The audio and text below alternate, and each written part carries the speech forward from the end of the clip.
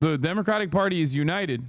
Democratic Party is more united than it's ever been. Problem is they're united against Joe Biden, especially because the only naysayers in the situation are just like lightly urging Biden to stay in, and they are the Progressive Caucus, and nobody gives a shit about the Progressive Caucus in the Democratic Party.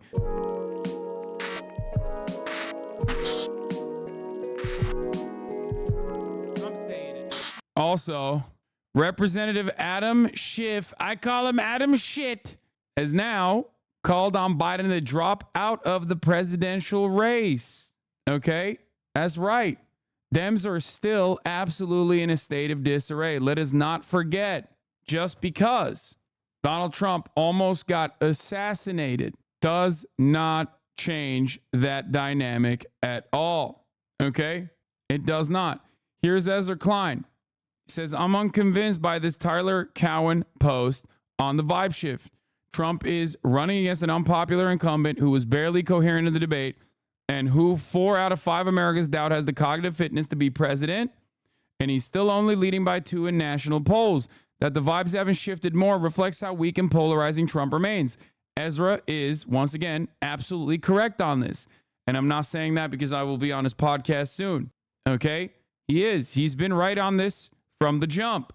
One of the few liberal voices who has been openly talking about this for quite some time.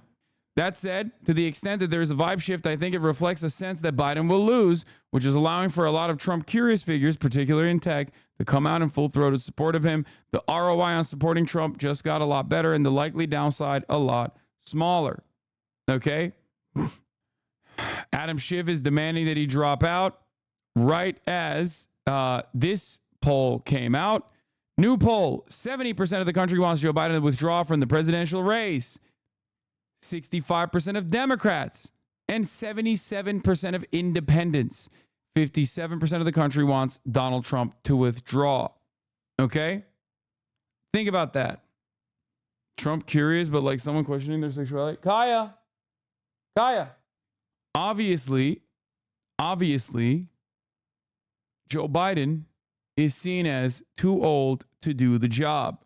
He's also seen as definitely too old to run and win re-election. Run for and win re-election. Okay? Kamala Harris, every single day that passes by, is becoming a better alternative. Okay? What is she doing? Kai, come here. What are you doing? Good girl. She was just laying down.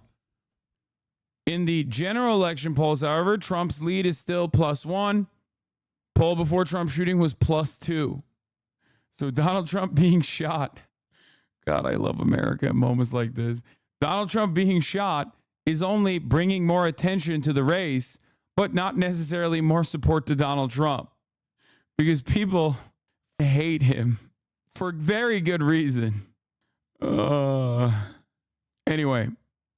We talked about Biden embracing left-wing policy, but anyway, let's get to Adam Schiff. Biden is on the campaign trail despite all these calls from Democrats to step aside. The president making it clear to voters that he has no plans to drop out of the race. Our senior White House correspondent Selena Wang is there on the trail with the president. She's in Las Vegas. So Selena, let's start just with the breaking news that we did get just moments ago. Congressman Adam Schiff now calling for President Biden to step out of the presidential race. Let's just talk about how this list continues to grow of prominent Democrats telling the president it's time to step aside. Yeah, Kira, this is a significant new development, and Representative Adam Schiff, he is one of the most high-profile Democrats to publicly call on President Biden to step aside. In a statement sent to us, I just want to read to you exactly what he said. He said, a second Trump presidency will undermine the very foundation of our democracy, and I have serious concerns about whether the president can defeat Donald Trump in November. He goes on to say, while the choice to withdraw from the campaign is President Biden's alone, I believe it is time for him to pass the torch, and in doing so, secure his legacy of leadership by allowing us to defeat Donald Trump in the upcoming election. Now, Kira, Representative Schiff is saying the quiet part out loud. This is what a lot of Democrats have been saying behind closed doors in private. It is notable that Representative Schiff, he's running for that Senate seat in California. He is very high profile, so this could lead for other Democrats to come out publicly and call for this. But Kira, nonetheless, the DNC is still moving ahead with the virtual roll call to nominate President Biden, though they have pushed back the timeline by a bit more than a week. There are many Democrats, some Democrats who have been criticizing that virtual roll call plan for stifling debate and reducing the chances of changing the top of the presidential ticket. They have quieted some nerves, the DNC has, by somewhat pushing back this timeline, but there are still a lot of questions and debate happening behind the scenes. All right. Well, Selena, as we know, this all comes as the president is now considering major changes to the Supreme Court. What are we learning at this hour?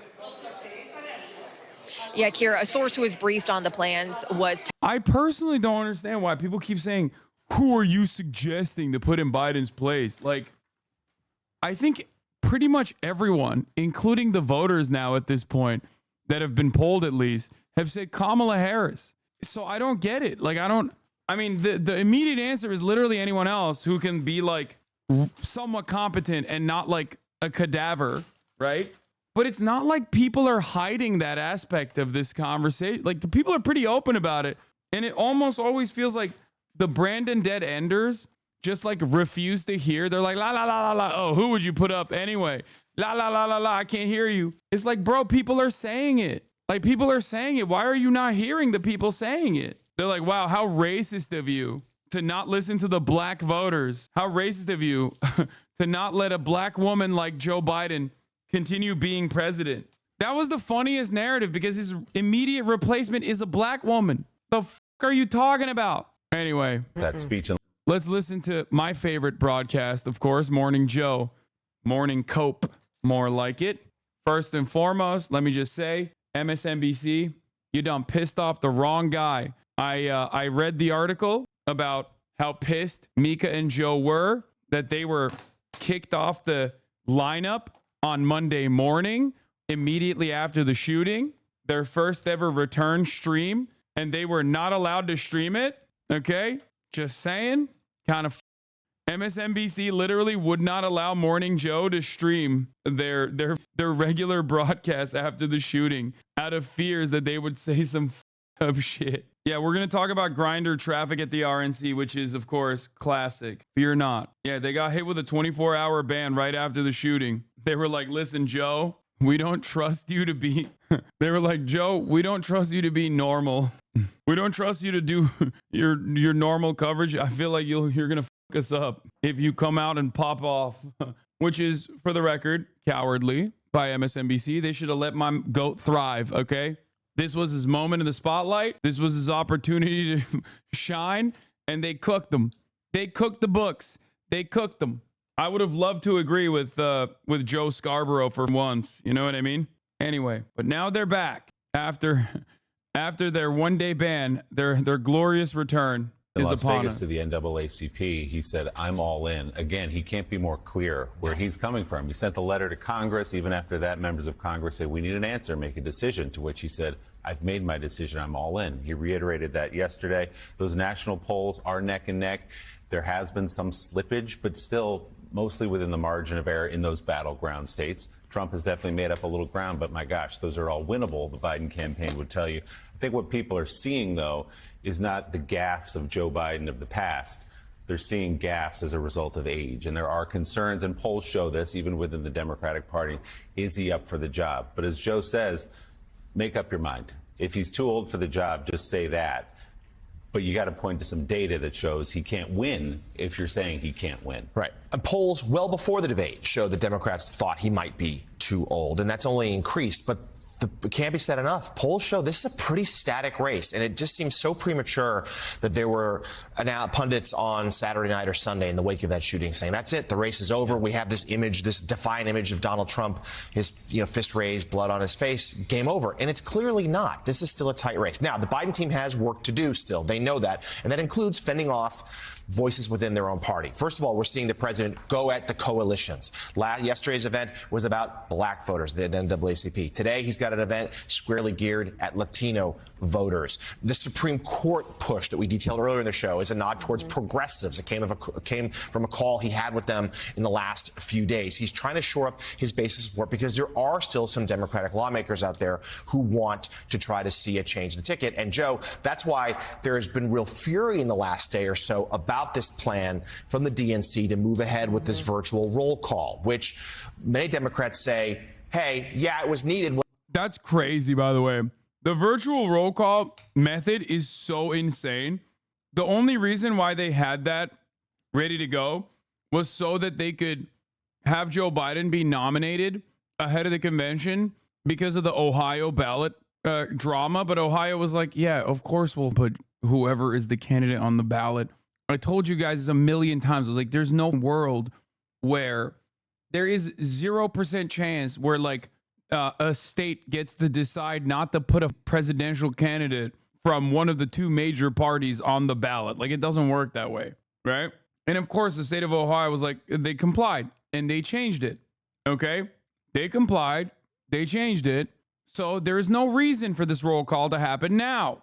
And yet some on the Joe Biden side are trying to still do this roll call so that they can get the nomination before the convention and basically make it so that Joe Biden is the nominee. There's nothing you can do about it. He's the candidate. When Ohio was trying to game the system and keep him off the ballot, it no longer is because the state pushed off that deadline.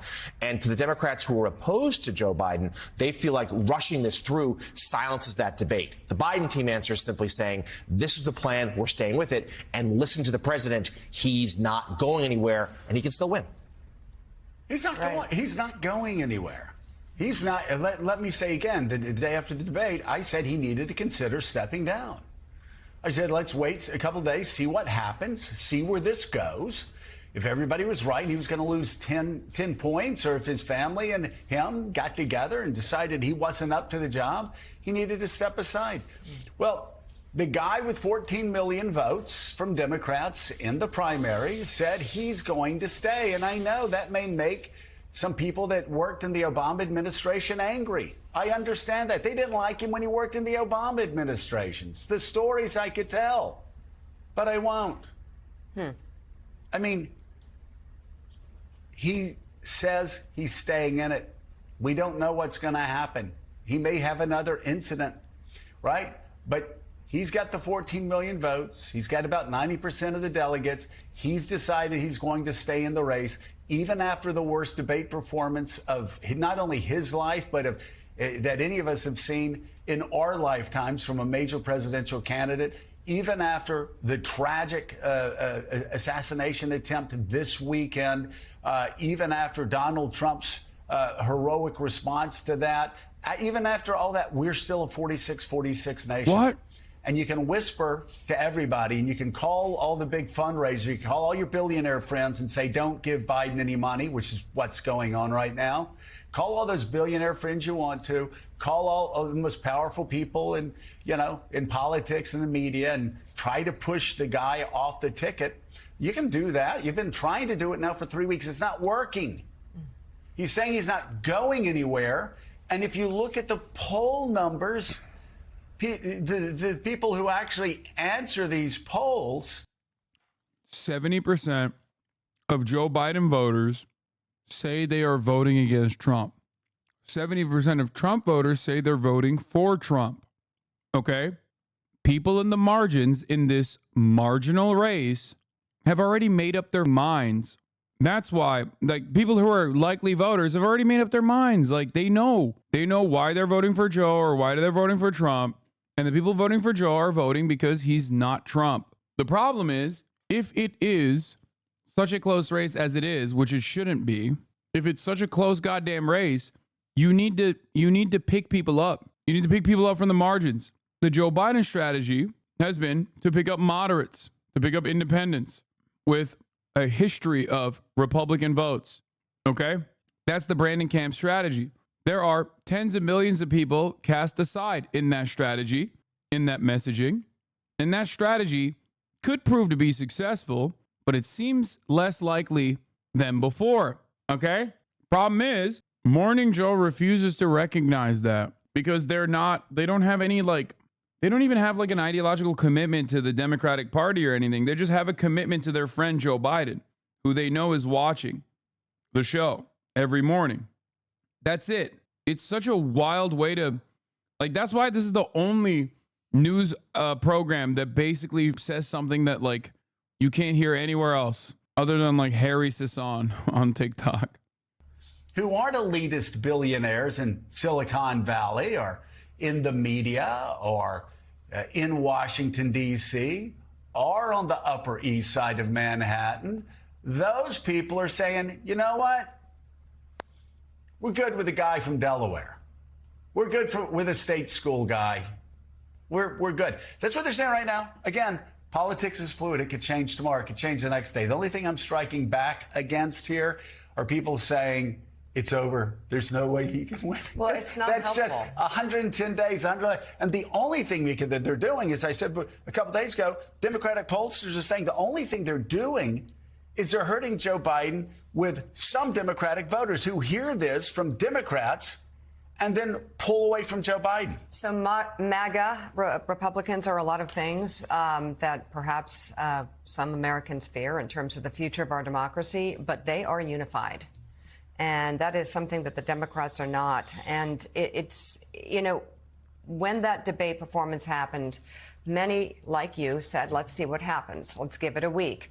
Let's see. And the two things that people were focused on was performance and polls. So let's think about that. The polls haven't really moved, right? So if you think about after that debate performance. Kind of have tightened up. After that debate performance. I don't know how that happened. Okay. It was a horrible debate. It was just miserable. The president, I mean, I can only name a few. What's wrong with state schools, bro? They're such elitists. No, he's saying that Joe Biden is being attacked by elitists because he went to a state school and not because he's 700 years old. They're trying to find any reason they can to say like people are not, like 80% of the American population, 77% of independents, 65% of Democratic Party voters, like Joe Biden's very own voters saying that he should be swapped out. He refuses to ever reckon with those polls. Okay? And he says, oh, no, black people want Biden and you're racist. Biden won a primary with 14 million votes. And you know, that's that. It's crazy. Like, people are being polled on this issue. Like, voters are being polled on this issue. And he just keeps refusing to reckon with that and just hyper focusing on a fake primary with no real eligible competition against Joe Biden. As though that says anything. Because he's been on the road since proving himself, but that NATO news conference, which went well past 8 p.m., so nobody can make those snarky comments, especially those on the Trump side, watching a presidency that Trump had where he didn't do a lot of work daily. But the NATO news conference showed the depth of his dynamic knowledge around the world as he took reporters on to every region around the world. The response to David Sanger, please give me transcript, any transcript from any Donald Trump press conference while he's president of the United States talking on foreign policy, and match the transcript and the knowledge, the working knowledge up between Joe Biden and Donald Trump. He confused order to. By the way, it's very funny. David Axelrod a couple nights ago was going through when Joe Biden spoke on Sunday night, he cut a word off. And David Axelrod, of course, had to bring that up. And then got someone's name wrong. And then got somebody's name wrong. So does David Axelrod need to get off of TV? I mean, this happens. Media people keep going, oh, Joe Biden confused names. Then they throw to somebody and they confuse a name. We know we do that. But then he also in that news conference talked about his time in the Senate. Yeah. And how that experience has led to his ability to pass historic bipartisan legislation at a time like right now, where you would think you couldn't get anything through. Right. So, does this confuse anybody? Does this convince anybody? Does this compel anybody? Mika Brzezinski just talked about the leader of the free world like he's a child. She said he was well past his bedtime. I don't understand how that's like. How this is even a point of contention at that point. Like, I feel like the more Biden devolves in front of our eyes, as it gets harder and harder for him to even read the teleprompter and shit, the more they just readjust their commentary. If Biden just started shaking, like literally all the time, they would be like, yeah, well, you know, David Axelrod shakes sometimes too. David Axelrod ain't the president. He ain't running for president. They'd be like, think about the one time he didn't shake, though. And just only think about that. I just don't get it. Who were you trying to convince? Me? The watchers? Or yourself? Or Joe Biden, I guess. You know you got the president's ear.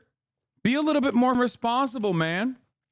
Then after the assassination attempt on Donald Trump, he held a message to the nation from the Oval Office telling people to bring the temperature down. Yeah, his message from the Oval Office was saying, we're going to fight at the battle box. Former Trump. American politics is a little guy. Blah, blah, blah. That's what he said. And that was him reading the prompter, too. Straight to camera. And he can't even do that shit. What are we even talking about, man? It is so cooked. No, but he's doing great. He's doing great. He's killing it. He's definitely killing it. Keep going. These people don't want the Democrats to win. They just want to maintain their relationship with Joe Biden, who I don't even know why they're trying to desperately do that, because like Joe Biden's not going to remember these memories anyway. And yeah, here's MSNBC's own poll. 65%. MSNBC's showing, no, this is the AP Norc poll. MSNBC's even showing the poll at this point. It's just like,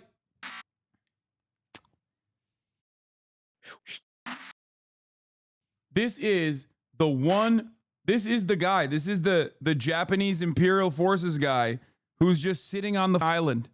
And it's just like, I don't give a shit if Japan lost the war. I'm still maintaining my tactical strategic position here for the emperor, for the empire. Everyone can see what the is going on, except for these guys and Joe Biden. I mean, he's doing everything right. He's doing events across the country. Crowds are screaming, we have your back. The question is, are Democrats going to have him back? One Democrat, Barack Obama. Because if former President Barack Obama would step up and get behind Joe Biden, that would stop all of this, and that would make all the difference. And it seems right now that after everything that has happened, it seems that unity is more important than ever, because the Republicans, Trump Republicans, are going to steal that unified message from the Democrats. You know, right now it's a choice. Right now it is a choice. Maybe a couple weeks ago, there was an idea because everybody was calling, game of telephone, and talking about a brokered convention, an open convention. That was the dream. Or talking about Kamala Harris, or talking about, you know, Josh Shapiro. That was the dream. That's not going to happen unless something really dramatic changes. Joe Biden keeps telling people, he told Al Sharpton this weekend, he's told Lester Holt, he keeps telling everybody, I'm not leaving this race. And if that's the case, then this race is very clear. It's a choice between Donald Trump and J.D. Vance running the country over the next 4 years, and Joe Biden and Kamala Harris. It's not, though. He's not the 10 days yet. left, a lifetime in American politics.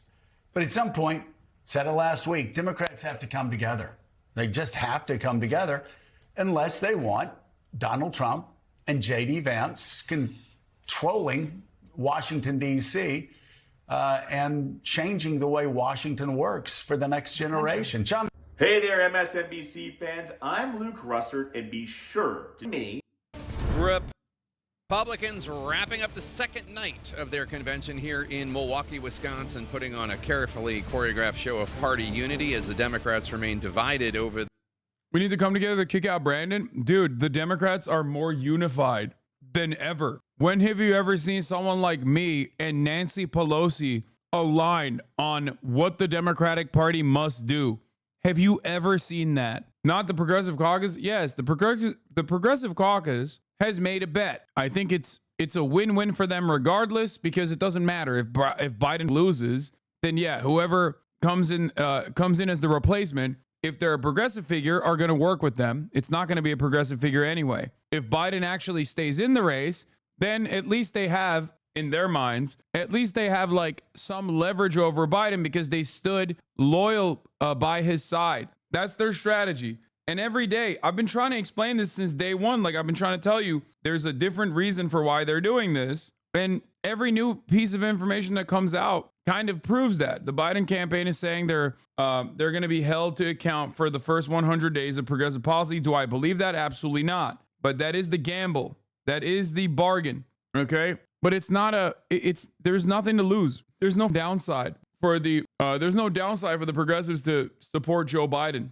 There's only upside for them in their calculation. They can't change the outcome. When Nancy Pelosi is the one leading the charge, when Barack Obama and Nancy Pelosi are having conversations about replacing Joe Biden, this is not a conversation where AOC has to let her voice be heard or Bernie Sanders has to let his voice be heard. If anything, my criticism of what they've done so far is to reiterate their support and commitment to Joe Biden. That I think is bad. Just stay away from it. You don't have to write New York Times op-eds. You don't have to defend Biden left and right. Just don't say anything. The future of President Biden's candidacy. Let's bring in CNN's Jeff Zeleny, who has more on the Democrats in, as is said, Democrats in disarray. Jeff, what are you picking up? Jake, we heard throughout the evening the Democratic disarray and disunity really was the subject of punchline from Republican speaker after speaker, but it's anything but amusing to Democratic officials who are still dealing with this anger and alarm and panic that is coursing through the Democratic Party. Yes, the attention this week is focused on Republicans, but inside the Democratic Party, there are party leaders who are even more worried by the day as time is running out, who believe that President Biden is a drag on the Democratic ticket. So talking to a variety of Democratic officials here in Wisconsin and in other battleground states as well as nationally, they are concerned that these punchlines about the president's age, his fitness for office, his command of the office will become a fait accompli in the general election campaign. And it's sort of ironic here, Jake, that 1 year ago, right here in this very hall, Republicans had their first debate. So it was thought at the time that the Republican primary would be messy and divisive, and Democrats thought they sort of dodged a bullet, if you will, by not having a primary on the Democratic side. Now it looks considerably different. There is disunity in the Democratic Party and division. Wait, what? So even as President Biden is vowing to stay in the race, senators and House members we are speaking with are still very concerned about this. So look for all that to continue. And one other Democrat was watching Nikki Haley very carefully as well. For a time, they thought that her voters may be open to them. That is unclear. I talked to one Haley voter tonight who lives in the suburbs of Milwaukee. She told me, I'm voting for President Trump. Not her first choice, but she said the choice she'll make in November. Jake. All right, Jeff Zeleny, thanks so much. And let's talk about what Democrats are doing behind closed doors, because I was able to get my hands on some polling from the firm Blue Labs. This is a polling funded by some Democratic donors, and this kind of project is going on all over the country right now. It looks, it's a survey of 15,000 voters in several battleground states. And it shows, first of all, there's a early July polling that has already been reported on showing that President Biden is losing ground to Donald Trump in 14 key states across the country.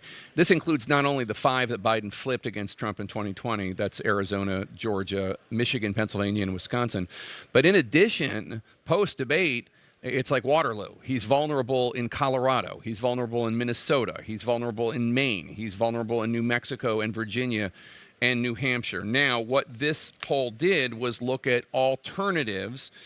First of all, it found that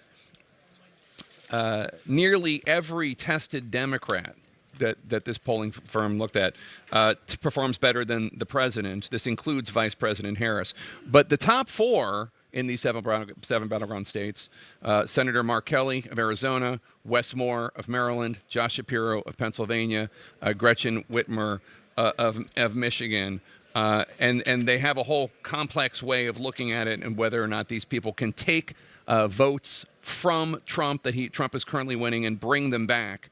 And those are the top 4. And again, this is just one poll, but this is really indicative of where the Democratic Party is.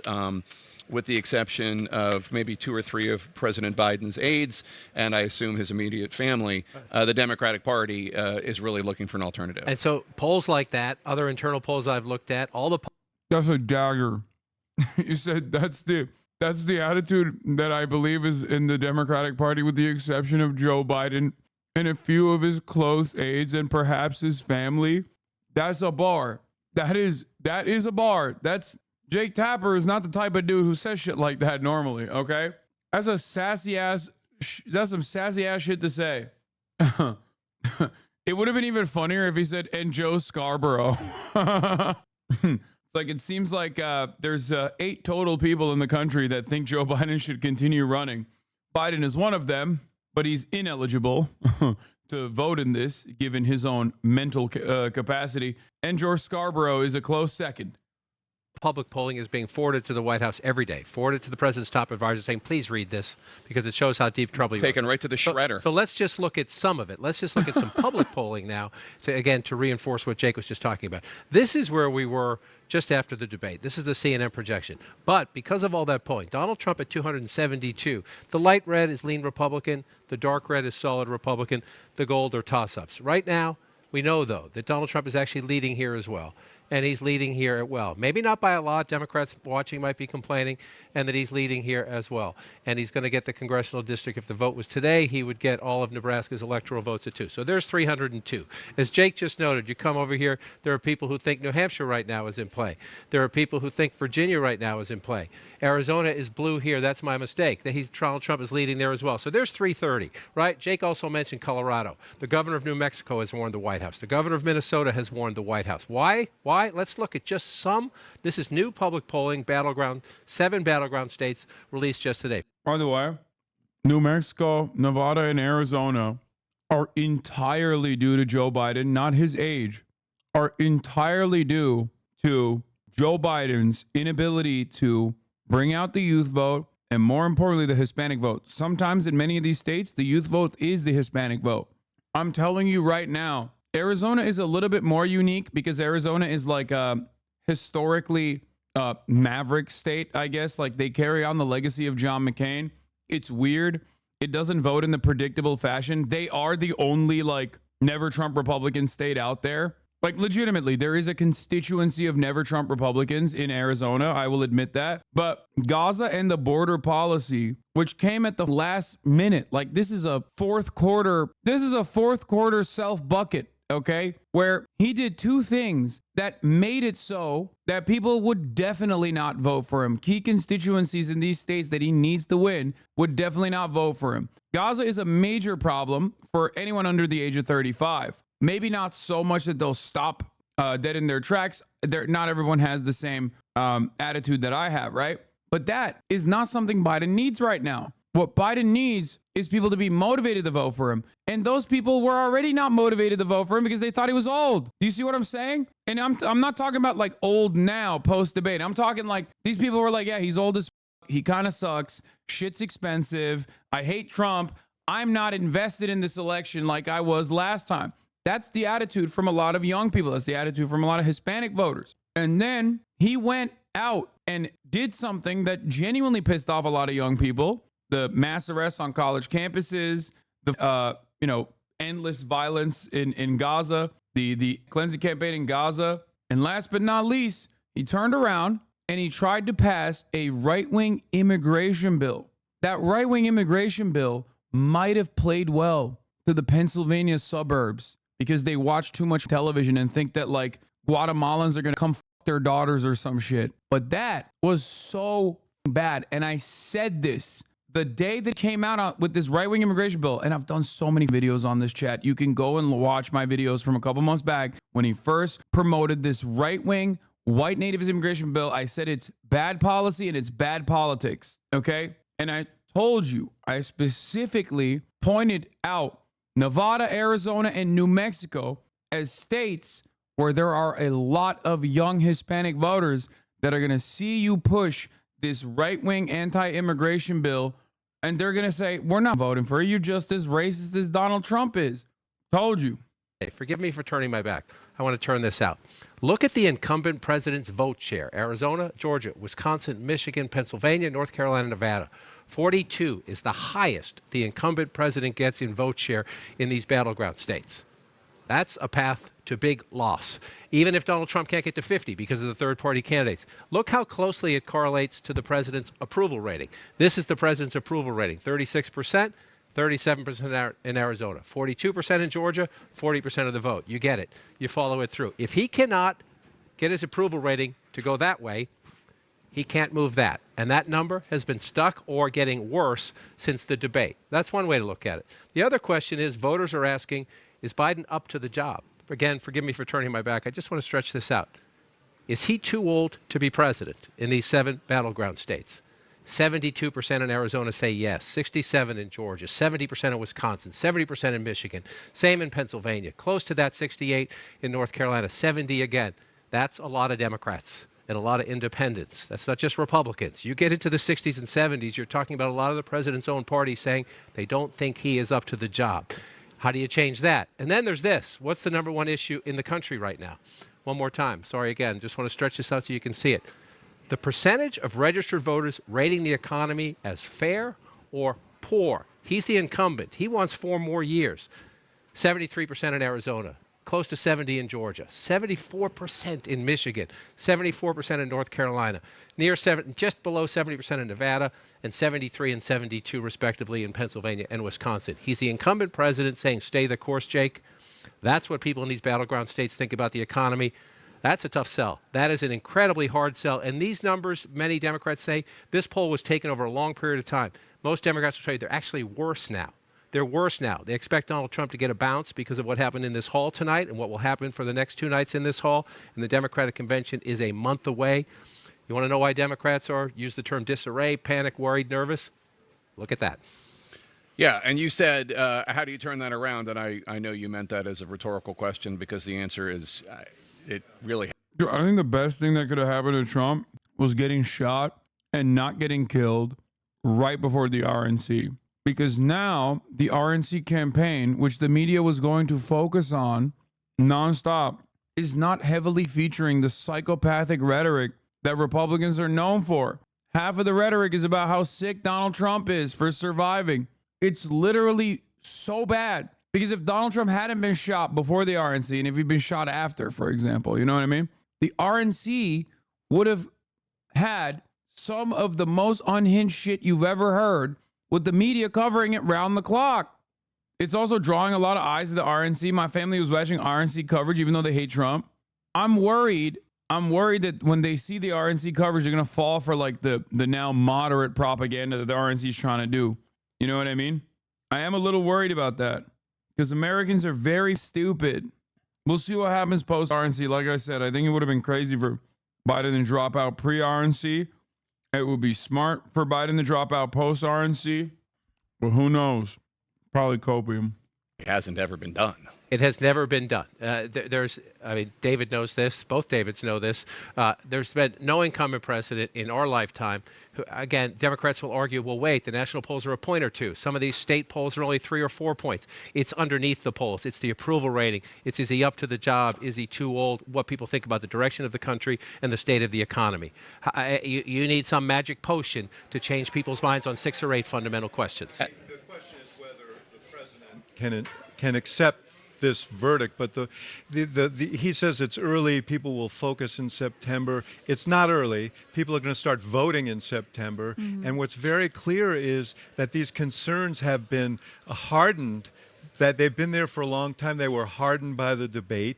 He's in a situation that is, in my mind, irreversible. And I believe him when he says the stakes are huge of this election. If he believes it, he needs to take into consideration what the stakes are and make the best decision, not just for himself, but for the country. And Abby, one of the things that the Democrats are trying to do right now, the Democratic National Committee, you said the voting takes place in September. Yeah, they're not dropping this, dude, which they shouldn't, because it is genuinely insane. Like, the idea that, you know, Trump got shot at, so now Biden is somehow not old, and we shouldn't talk about that, is just as silly as demanding Biden shut the fuck up about the top of the hour ad break, which comes at the top of every hour. It's like, I'm gonna serve you the 3-minute ad break, Jack. You think I'm old. You say I can't draw a clock. But I looked at my clock and I saw. And at the top of the hour is a 3-minute ad break. Back in my day, that ad break used to be 1 minute long. Now it's 3 minutes long. But the price is still the same. $6 or for free with a Twitch Prime. That's the Twitch Prime. Anyway, Twitch Prime is free. You can also get gifted a sub if you're lucky. But not everyone's lucky. All right, anyway. I was waiting for someone to gift so I could say, thank you, thank you, thank you. Anyway, here's a 3-minute ad break now. Look, folks, Twitch Prime is a free way to subscribe. XR Thor, thank you, thank you, thank you for the 5 gifted subs. 22 plays, thank you, thank you, thank you. The idea. Anyway. Matt the Car with a 50 bones. Back in my day, you couldn't find 50 bones in a graveyard. Donald Trump knows a lot about graveyards. He went to one. Said the veterans are gay. I was there. I was one of the veterans in the grave. And another thing, World War II was a bad war. I was there too.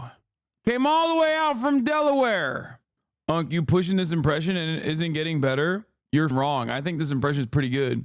I disagree vehemently. I think it's only getting better, actually. Like, my impression is literally getting better as time goes on. Because that's how it works. As time passes, I become older. And therefore closer to Biden's age. I'm already, like, more than halfway there. I know you say... I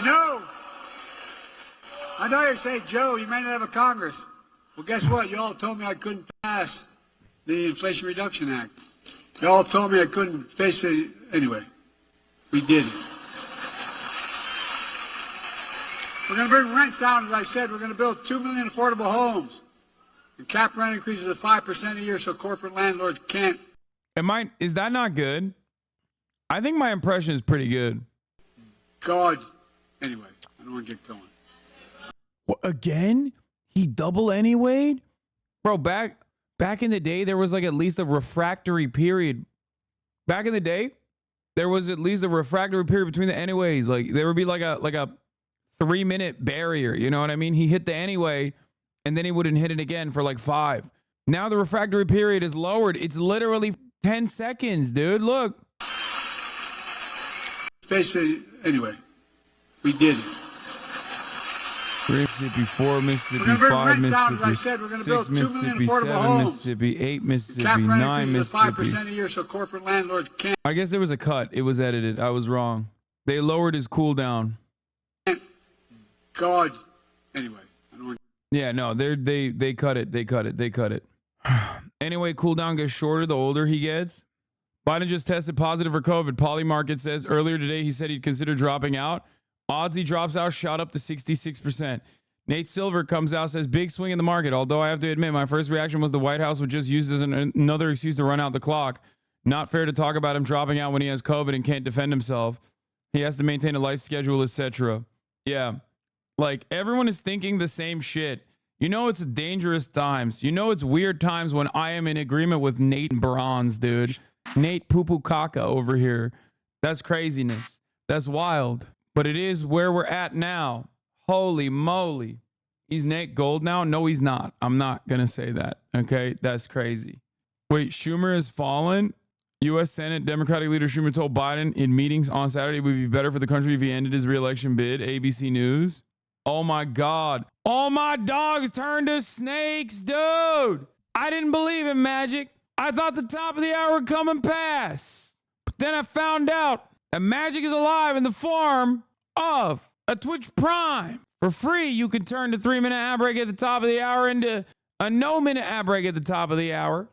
And if you don't got the Twitch Prime, you can get gifted a sub if you're lucky. That's the COVID edition. Top of the hour is 3-minute ad break. Time is running out. Time is running out for everybody, myself included. Father Time is always chasing me. Chasing. I tell Father Time, look alive. God love you. Here's a 3-minute ad break now. Andrew Filer, thank you for the 10 gifted subs. For the 10 gifted subs, allowing 10 people and all to see the ads at the top of the hour. We beat the top of the hour ad break, and we're going to beat it again.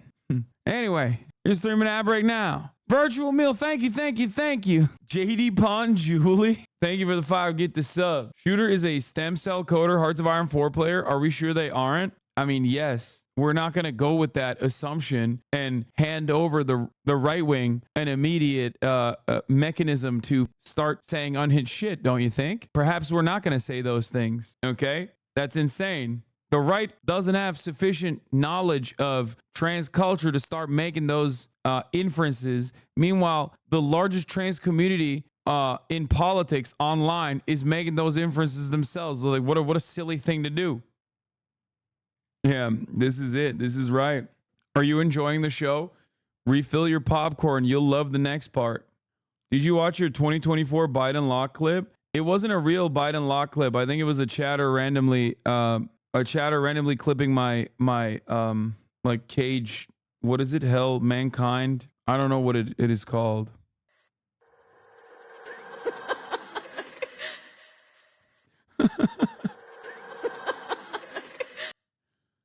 Oh my God. Dude, everyone's making the same joke. Holy shit. U.S. Senate Democratic leader Schumer told Biden in a meeting, I never believed in magic until all my dogs turn into snakes. Why? If Mamala gets handed the nom, will you play the K-Hive song again? Yes. Good luck in your senior year. That's what I say. Who's been praying harder for divine intervention these days? Melania or Kamala? Why not both? Yeah, not gonna lie, Biden isn't that sharp, but he might be sharp enough to pass policy. Or the progressives in his cabinet will get axed in the Harris admin. What? You know what I think is really interesting about this, by the way? The RNC is kicking. Joe Biden has COVID, and Fox News is not talking about Joe Biden having COVID. And that's very interesting to me. And I think that's because they want to stay on messaging discipline. We'll see if they actually even incorporate Biden getting COVID into the conversation at all here in Milwaukee.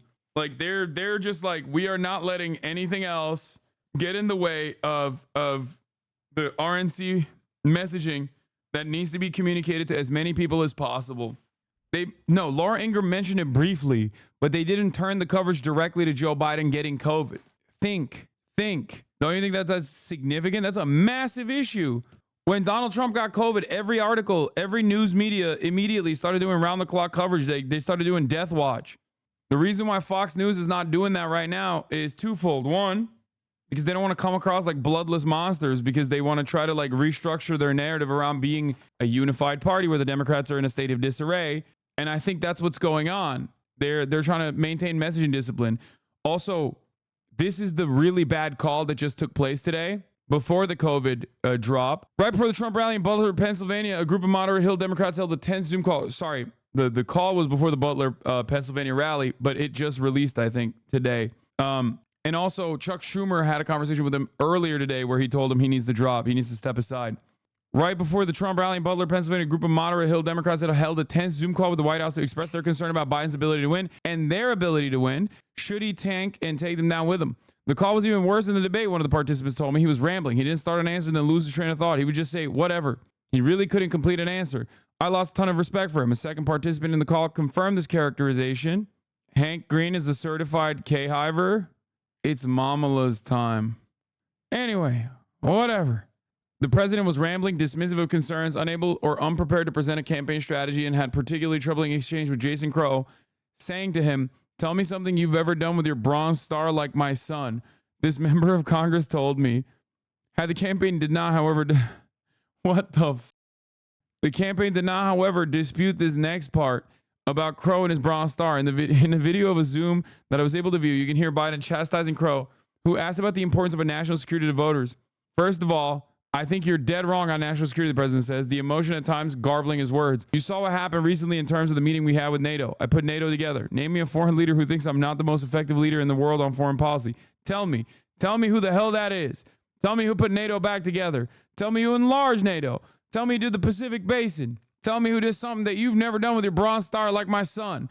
And I'm proud of your leadership, but guess what? What's happening? We've got Korea and Japan working together. I put AUKUS together. Anyway, things are in chaos, and I'm bringing some order to it. And again, find me a world leader who's an ally of ours, doesn't think I'm the most respected person they've ever. 34 MKD 50 with the 50 big ones. Thank you, thank you, thank you. No one cares about NATO? No, these guys do care about NATO. They're moderate Democrats, but they already know that. They don't give a shit about NATO because as moderate Democrats, they understand the average working class American doesn't give a single shred of a fuck about NATO. Ain't nobody in Western Pennsylvania is going, oh my God, thank God Finland are a part of NATO. I'm certainly voting for Joe Biden now. Okay? That's not a real thing. And I think they recognize that. Obviously, when communicating to their own base of support, they will reiterate the importance of NATO. They'll reiterate that every single time because they're beholden to the military-industrial complex, the most important constituency. Having said that, however, they also come with the recognition that Americans don't give a fuck about that sort of thing. This is what these geriatric fucks care about. Yeah, she has a mass deportation. This dumbass has a mass deportation placard up. God, dude, it's like, you're gonna die. Why do you care? When they finally admit that Biden's crumbling mind, then they'll tell everyone not to make fun of the elderly. Hate truly ages. She's 41 years old. If you send me one more Edingermentum tweet that I've seen already, I'm gonna lose it. Okay? Stop it now. That says mass transportation. She's a train head. Yeah, transporting migrants into a country that they are not from. Okay? Transporting migrants by train into camps. Oh, here's the Schumer meeting. Here's more information on the Schumer meeting.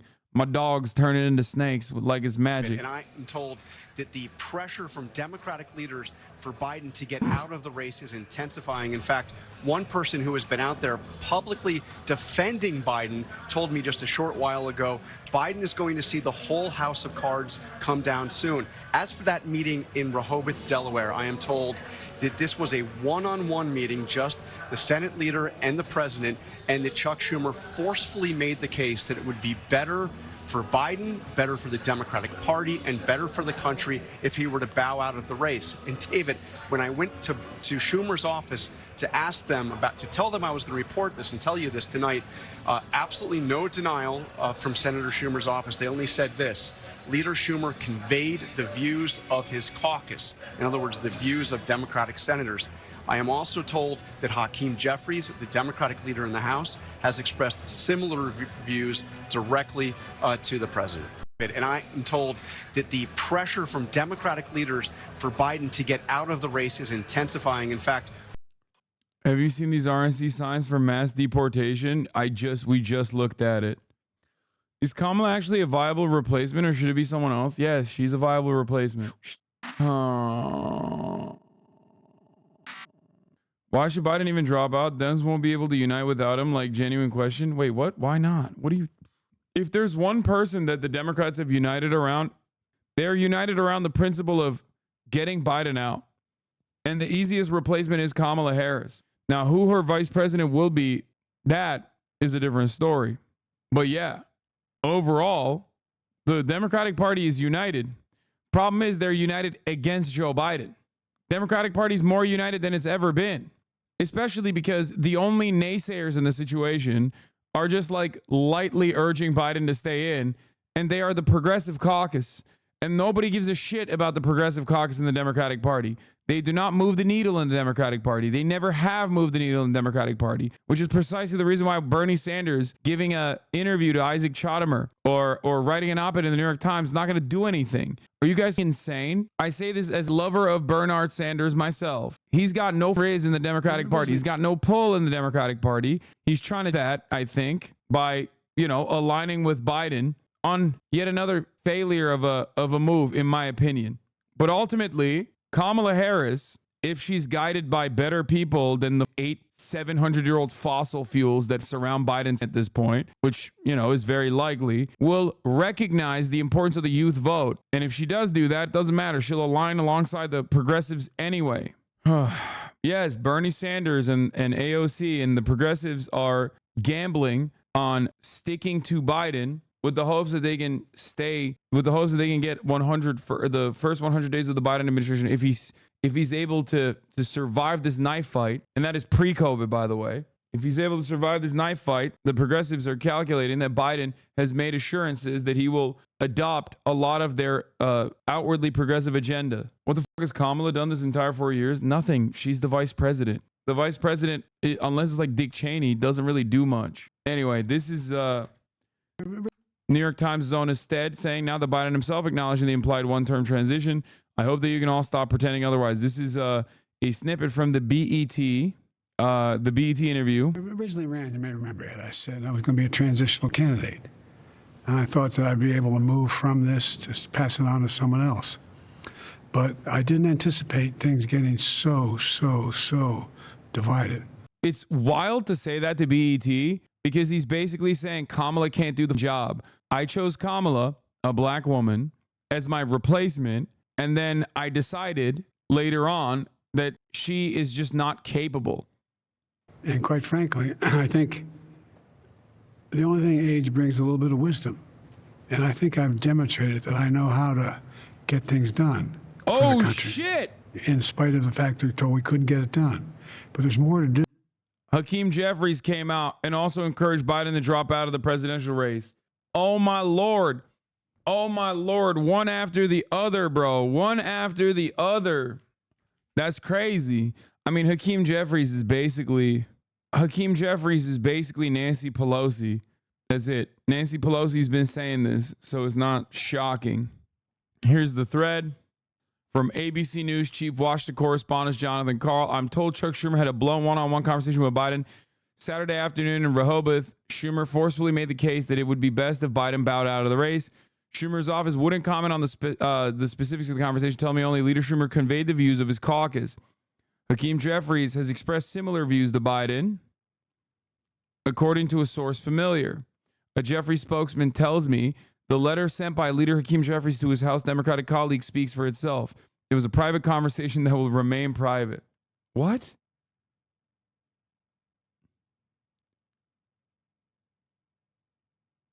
What?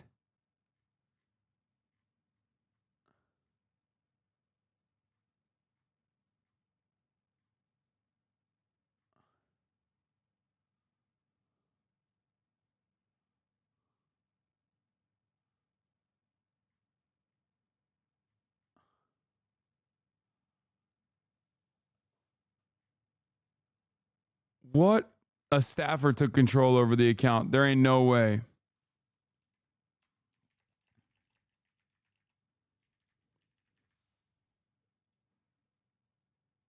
I'm sick. No, this is, I mean, it's always been a, wait, did I say it wrong?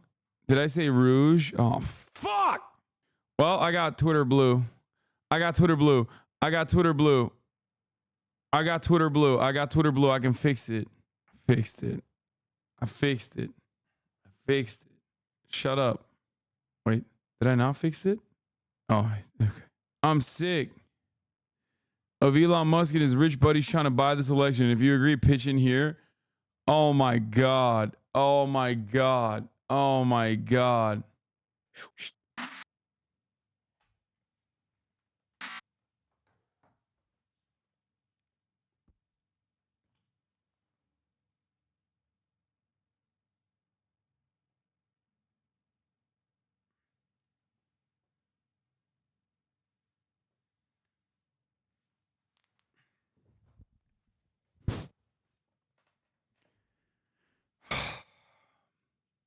That's got to be a motherfucker from here, dude. I swear to God, it's the new meme manager. That's a Hasanabi head. Okay. He used a two-parter. I know what you guys do. I know what the method is. I know what your movement is. I know how you're moving. Okay. That's a two-parter. I'm banning it. Yeah, it's because Katzenberg is leaving. Hollywood producer and Biden counselor Jeffrey Katzenberg met today with the president and warned him that donor cash is drying up. Yeah, I know. Which one of you dumb motherfuckers in the chat did that? I hate that. I hate that. Because the president did a two-parter debate, that means it's legal for us and you can't ban us for two-parters? No, I will ban you for two-parters. I will ban you for two-parters. Don't come at me like that. Yeah, Hakeem Jeffries demanded he drop out. Chuck Schumer demanded he drop out. It's over. It's done. That's the House and the Senate. They're both saying they're relaying the needs of the caucus. Lütfen mesajlarımı okur musun? Let me see, dude. Get the Pope to tell Biden to drop out. Turkish chatters, just dial it back a little bit, okay? Please. For days, dude. For days. We haven't even gotten to like the fun shit. Wait, what is this?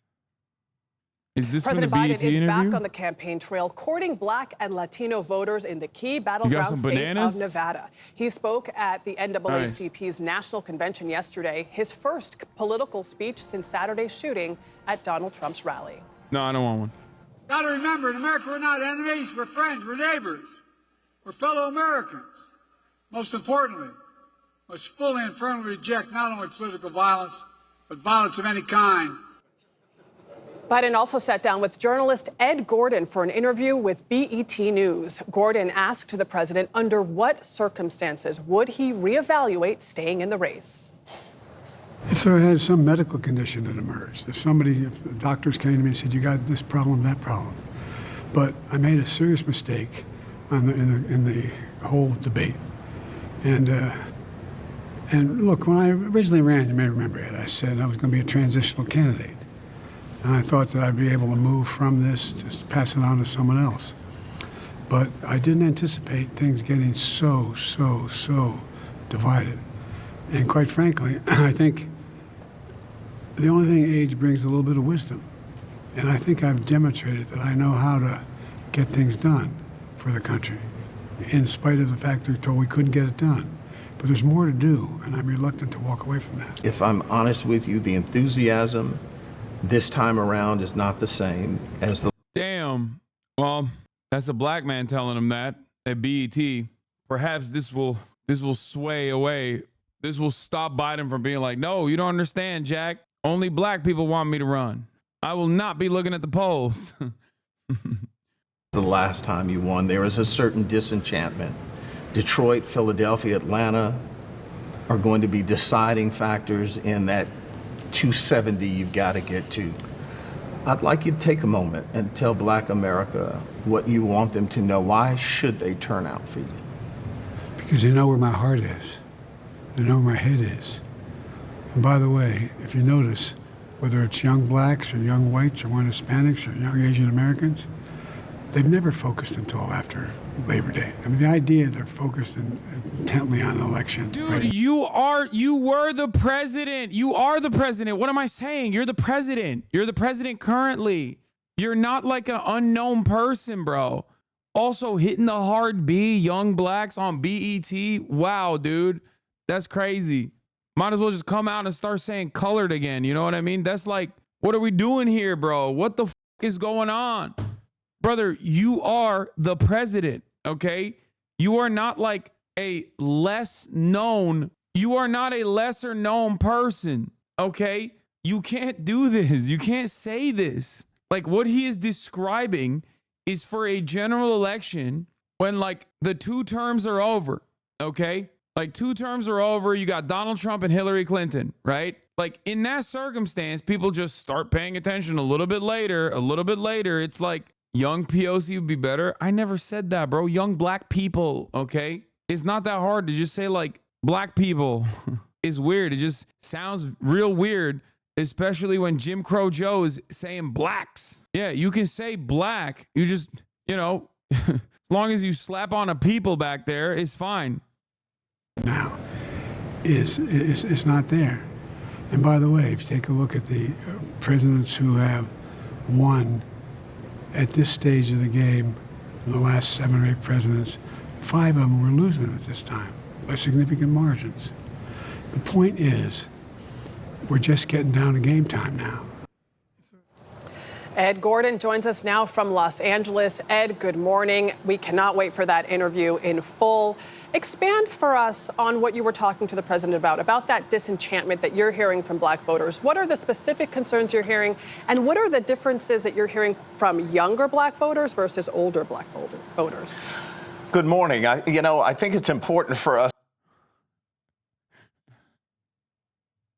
To note that while there is disenchantment, and I think the disenchantment grows from the question of his age and whether he's going to be able to hold out all 4 years of his term, I must be fair and suggest that particularly during the last 2 live events he's been a part of for African-American voters in Detroit and yesterday in Vegas at the NAACP convention, he was met to raucous applause, cheers of 4 more years, 4 more years. If he is concerned about those who are asking him to step aside, he is not showing it. You know, it was interesting, Ed, yesterday at the convention, he did not respond to the question, like, at all about young black voters specifically. Hey, by the way, notice how no one else said young blacks, not on the panel at all. Perhaps that's deliberate because it sounds weird when you say it like that. Young blacks sounds weird, okay? Why don't they say African Americans? That also sounds weird. Nobody says that anymore. No one says African American, bro. What do you mean? It's because they're American. They're just black. Like, it's just American, dude. What are we talking about, dude? What the Oh my God. African Americans when you're trying to be too politically correct because you're racist? Exactly. How can you say this when you said you'd be training with the All Blacks? Yeah. Navarro speaking now, fresh out of the can. I don't care, dude. Come on. I'm not dialed into the RNC to hear from Peter Navarro. I mean, it's funny that he like literally got out of and immediately went to the RNC. But a Dem senator eyeing the weeks ahead tells me the party needs to throw it open if Biden drops out. The senator acknowledges VP would have an inside track, but says a contested convention will be galvanizing and get them in the rarefied air of Trump level attention. Yeah, no, that's wrong. That's so, yeah, I don't know who this person is, but they're wrong, okay? They're so wrong. What an insane thing to say. Yeah, a Dem senator. You know who it was? That senator? Robert Menendez, former Dem senator. It's Bob. It's Bob saying it. Speaking of Bob, no, he has resigned. Democratic Senator Bob Menendez tells allies he will resign after bribery conviction. Yeah, Gold Bar Bob is gone. Another reason why I hate the Democratic Party. Egypt did it again. Yeah. President of Mexico, El Sisi, took his ass out. Understand that an open convention would let Harris win the position rather than being given, but she's the only choice to me. No, I don't think it's good to have the open convention. high praise for Kamala Harris. At one point, he said, you know, she's a great vice president. Didn't you say a leadership contest would be energizing and attention grabbing? No, I didn't say that. No, I never said that. I said the exact opposite from the start. This change needs to be made swiftly, and it needs to be done in a decisive way, and communication needs to reflect that. I never said that it would be great to have an open contest. Can you explain why? Because an open contest, you might be mistaking me for like maybe something that like Jank has said. I don't know. But an open contest, in my opinion, would make this race even more contentious. Because the one thing that the Democrats have in their corner is that they're supposed to be the adults in the room. Okay? The Democrats are supposed to be the adults. They're the party of adults. Okay? Republicans are chaotic. Republicans are crazy. Republicans are violent. Open contest, in my opinion, spells disorder and chaos. No one will read it like, oh man, it's so wonderful that they're doing so much democracy at the convention. Especially because the convention structure is not going to be democratic anyway. Because like the primaries already happened. That's technically supposed to be the democracy in play. Casual take. Okay. No. I think that the Democratic Party needs to show unity, not division. If they want to win, they need to show unity. They need to not be more divisive. Okay? Trading that for a little bit of extra drama and extra media attention is so dumb. It is the most significant upper hand they have over the Republican Party. And it's already fucked up right now. Joe Biden is busting that right now. President, but she could also be a very good president. What do you think the point is that he was trying to make to that? And that goes against my primary goals of making as much content out of this as possible. Yes, an open convention would be great for me because, you know, way more eyeballs. But ultimately, I think it would be horrible for the Democratic Party's prospects in this election. content-wise, though, it'd be great. So, yeah, open it up. Why is Biden even running? He had dementia 4 years ago, too. Massive ego. It's true. That's exactly what it is. Particular crowd, because he keeps saying he has no intention of stepping aside or down. That's a $64,000 question, Gail. I even asked him during the interview if, in fact, he won, would he be willing? Would he look at the idea of maybe carrying it for a couple of years and then allowing her to take it to the finish line? And so I won't give you the full answer. We want people to tune in tonight at 10 on BET. But it was an interesting answer, and I think that he understands the importance of the black vote being critical and crucial to his victory. You know, I wanted to know the answer to that. I'm like, and the answer is, Ed, but okay. A good tease. Very Exactly. good That's tease. what we call a tease. Yeah. Thank you so much, Ed Gordon.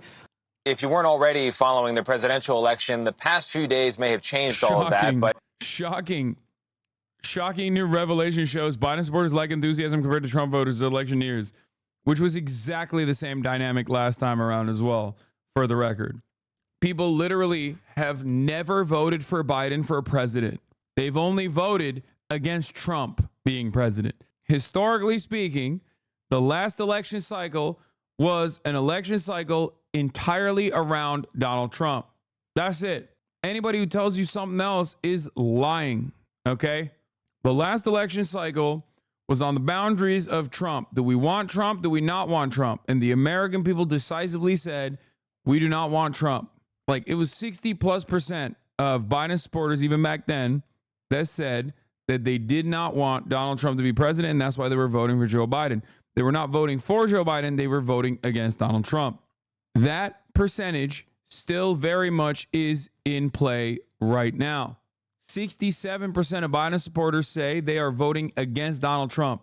Meanwhile, on the other side of the equation, 60+% of Republicans are saying they're voting for Trump. This is the reason why I say replacing Biden would only add to the ticket. It would not take anything away. There are no Biden or busters out there. Okay? Sure, Kamala Harris has weaknesses, but I think given that these people are willing and able to vote for a cadaver, not a single vote will be lost if Biden is replaced, and you only stand to gain more votes if it's Harris or anyone else, as a matter of fact. What? Jeff Zeleny reports on CNN, President Biden is more receptive. The push to him to leave the ticket has gone from saying Kamala can't win to asking if Kamala Harris can win. Dude, my man got COVID and immediately started asking the right questions. All the coconuts are falling into place. I'm feeling unburdened as right now by what has become and what will be. I'm feeling so goddamn unburdened right now. What is this? I saw Biden asking his advisors if Kamala can win. The Crow guy, Corvid content when? Not today, maybe not tomorrow either.